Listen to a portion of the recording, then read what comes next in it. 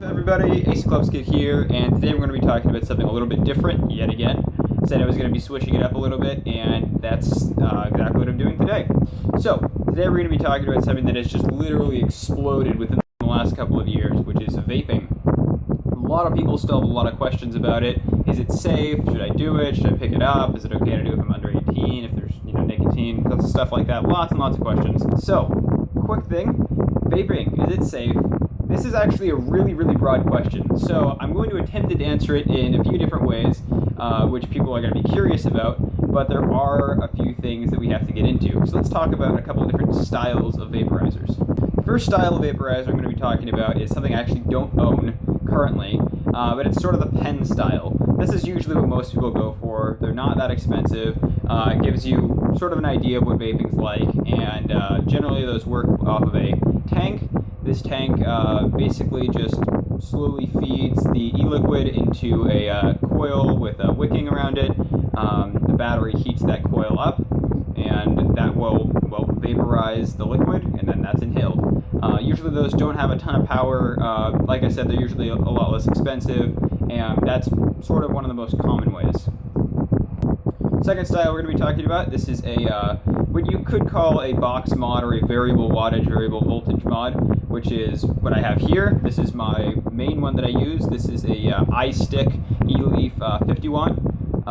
And what this does is gives you a lot of control over what you have here. It gives you all these sorts of readouts, and I'm hoping that this doesn't record flipped, but we basically have the ohms, which is the resistance in the build, the volts, and the watts that I'm reading out, and I'm able to just adjust this really easily with these buttons up and down, so all that's pretty easy.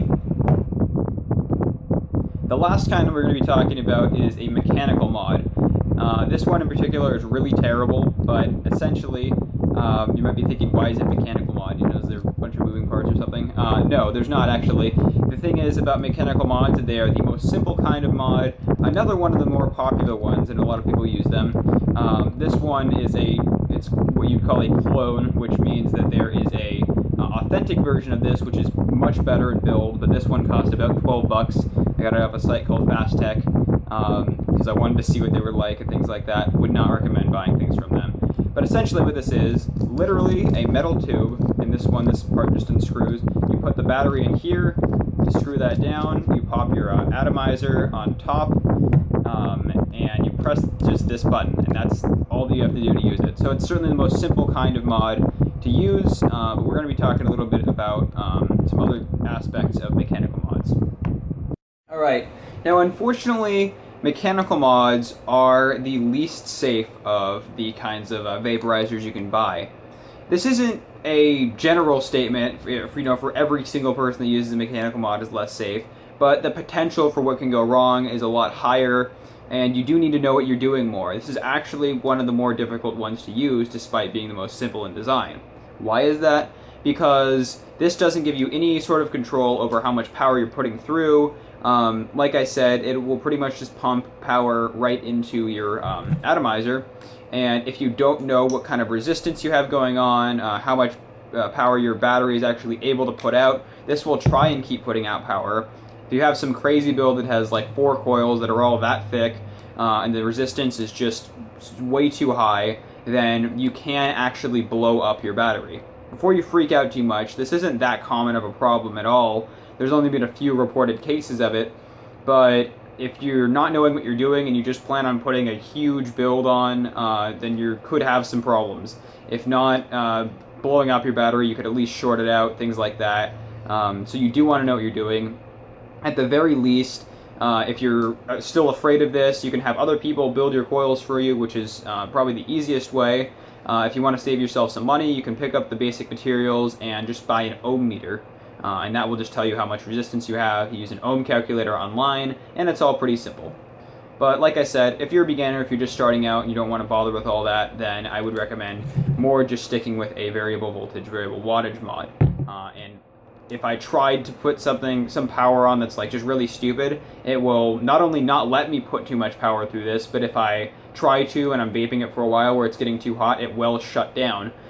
In order to prevent anything bad from happening. Moving into the kind of larger side of vaping, which is the actual, vaping part, what is it that you're inhaling, what's in this stuff, and all that. Now, I've got a couple of different bottles lined up here from different companies. I've heard things all ranging from that e-juice contains things like antifreeze, it contains things that we just don't even know what's in there, there's not enough regulations, all sorts of stuff. And as with a lot of common things, there is some truth to this. Does e-juice contain antifreeze? It actually does. It is a food-safe antifreeze called propylene glycol, which is actually found in a lot of food already. On airplanes, you can get food that is about 20% propylene glycol, which is used to help things from freezing when you're way up in the air. A lot of other things do contain it, and it is classified as the FDA as being generally safe, meaning that if you were to consume a whole bunch of it to the point where you're probably feeling like you're going to throw up, then bad things could certainly happen. But with general use, you're not really going to have a lot of issues. And it is true that there still needs to be some more research done on, all the things that are associated with vaping. But from all the research that I've done, from the different videos, from seeing other doctors report on it, things like that, there really doesn't seem to be a massive red flag here. So that's just what I'm going to report back to you. Unfortunately, at this point, I'm going to have to hang a company a little bit. I'm going to talk bad about one for a very important reason. Because this is something that's relating to health, I really can't allow a company to go unnoticed. High Voltage. This is the single worst e-juice brand that is on the market that I am personally aware of. Why is that? They put not only food coloring, this is an empty bottle. This is completely empty, but you can still see it's stained from the food coloring here. It's kind of this like orangish color. And this also contains caffeine and vitamins. It doesn't even tell you on here the ratio of propylene glycol to vegetable glycerin.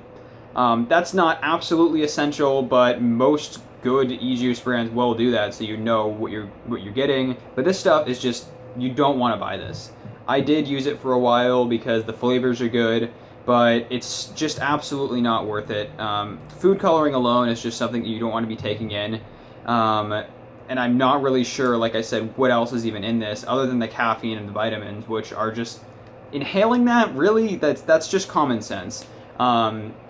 It's something that I wish that I got into a little bit more before, but just don't buy anything that markets itself as having any sorts of crazy vitamins or caffeine or anything like that in it.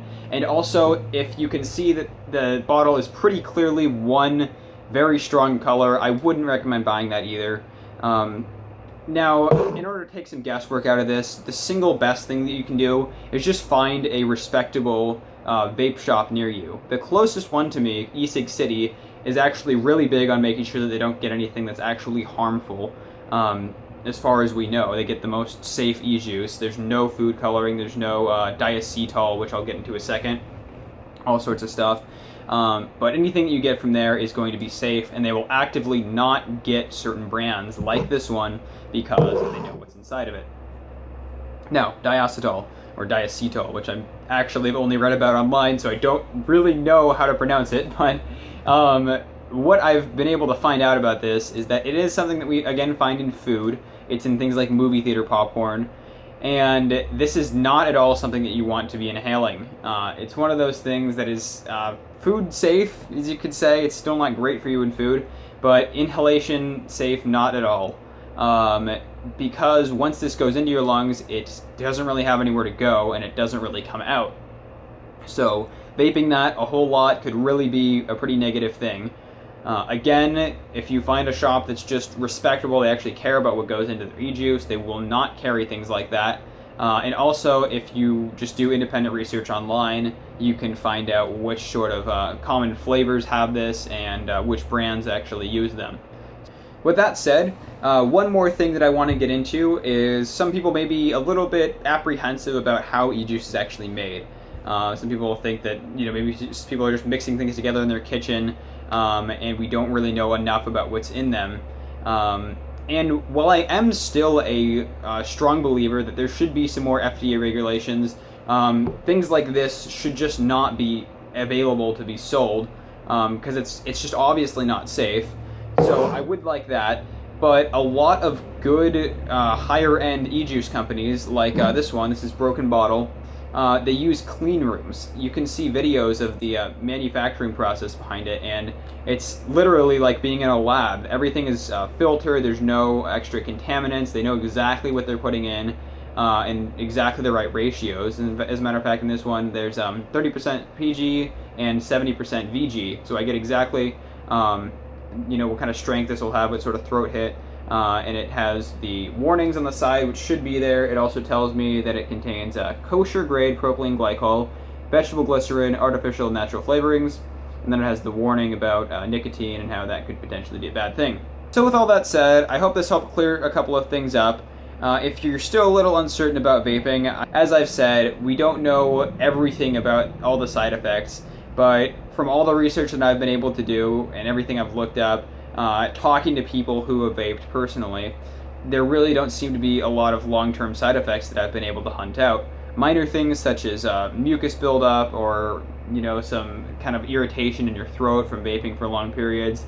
It's also possible to overdose on nicotine, so that's just a usage control rather than the effects of the just safe usage. So, hope that helped clear a couple of things up. Once again, I'm e-cig Kid, and I will see you guys later.